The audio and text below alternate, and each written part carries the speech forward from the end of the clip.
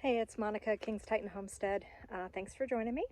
Out in the garden, and there is so much to do. A friend of mine is moving, and she gifted me a lot of plants. Watch. Okay, this is just one of the piles of plants that I need to go through and get situated. Find a place for them. I have my helper today, this Bullet. He's trying to blend in. Hey, buddy. He's a cute little kitty, huh? So I started over here, and what I did was, luckily Cheryl left the tag on it so that I could identify it. So the first thing I did was right away go on and look up if it flowers and if the bees like it.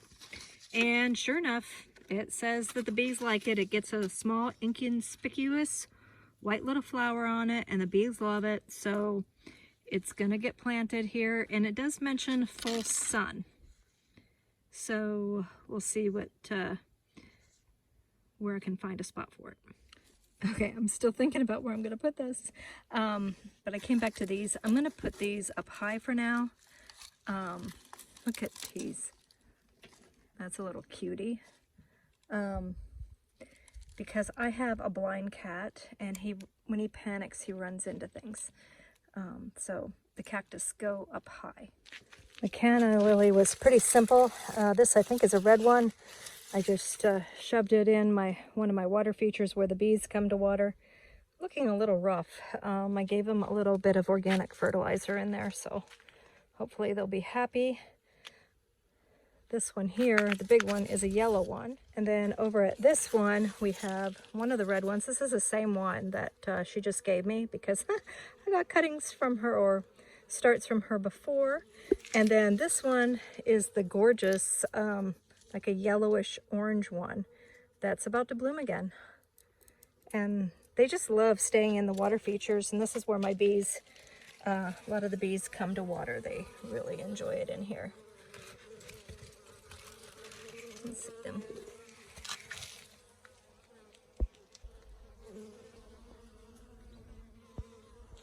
Okay, so what else do we have here? This one is empty. This is looks like an octopus agave, and so does this one. And the good thing about these is that they are wonderful for pollinators. And I'll probably pull that out. It probably is a cholla or something, or prickly pear. That looks like a prickly pear start. Anyway, so as they get older and mature, they will send out a stalk that is like a pollinator smorgasbord. So I have quite a bit of these. In fact, over here is a whole tray of them.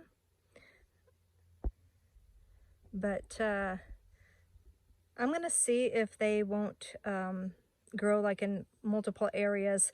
Although I have a problem with my puppies pulling things out if they're outside of the garden fence. So I don't know how I'm going to work this yet.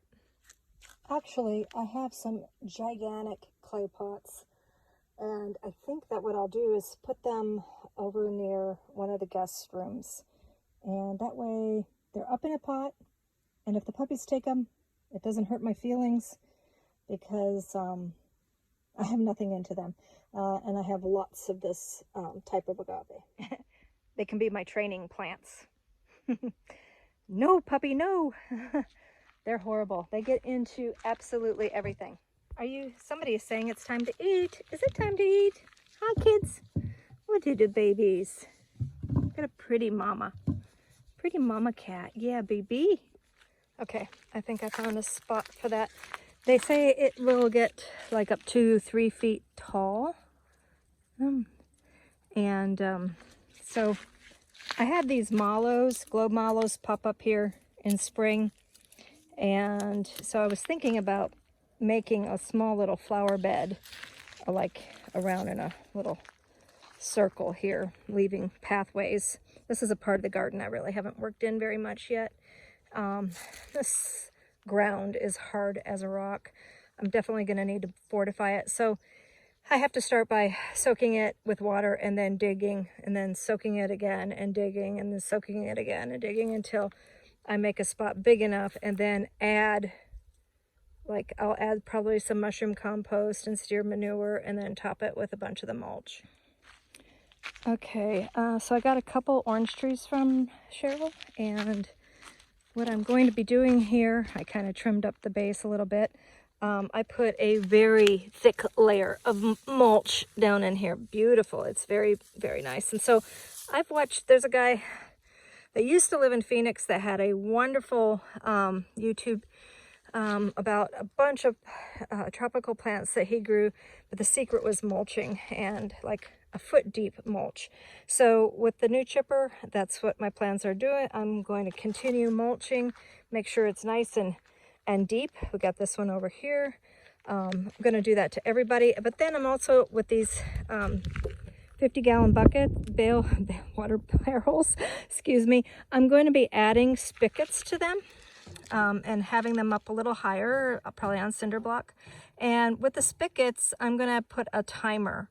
And then for every one of our trees, every one of the trees then will get like a list of how long and how fast, like half turn on the spigot, and then figure out how long it runs. And then you just set the timer and you walk away. And what's really cool is, like, this orange tree doesn't even have a 2-foot canopy yet. Take a peek at this.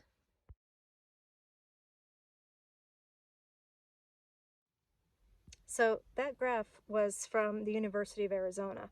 And so if I figure out 2-foot canopy, which this one doesn't even have yet, for October, the water needs are 0.3 gallons per day. So if I have a 50-gallon drum, it should last 50 days or until the next cycle, until I have to increase, kind of thing. Well, you get my drift. So basically it's water storage specifically for that plant. And I'm hoping eventually that it will be all like rainwater harvesting, but that's something we're working on. And then there's this. So my idea with this is to put it on the dog's kennel, doghouse. And I just don't like that big, gigantic blank spot. And I was actually thinking about painting it, but then the dogs chew some stuff in that.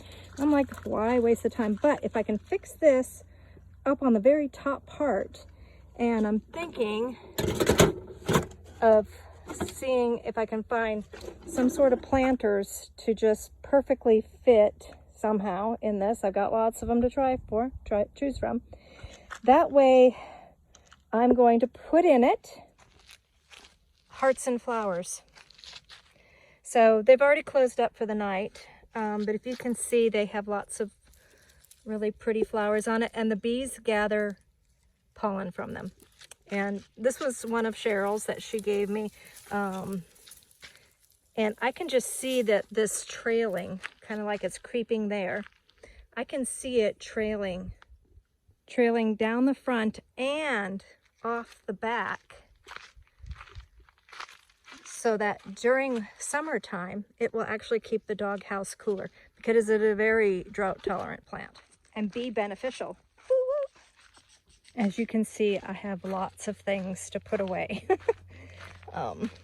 It was a mad rush to get Cheryl's house on the market.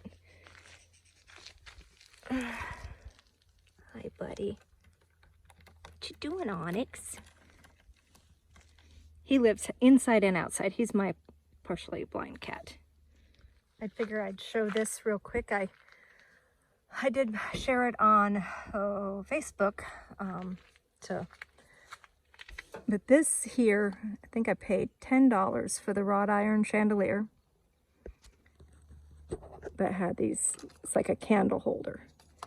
And then I found these on clearance because it's going into winter and everybody's getting rid of all their summer and spring decor.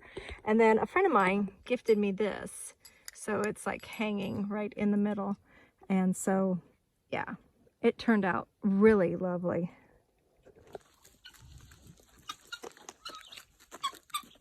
Sadly, the dog's cookie jar got a bunch of,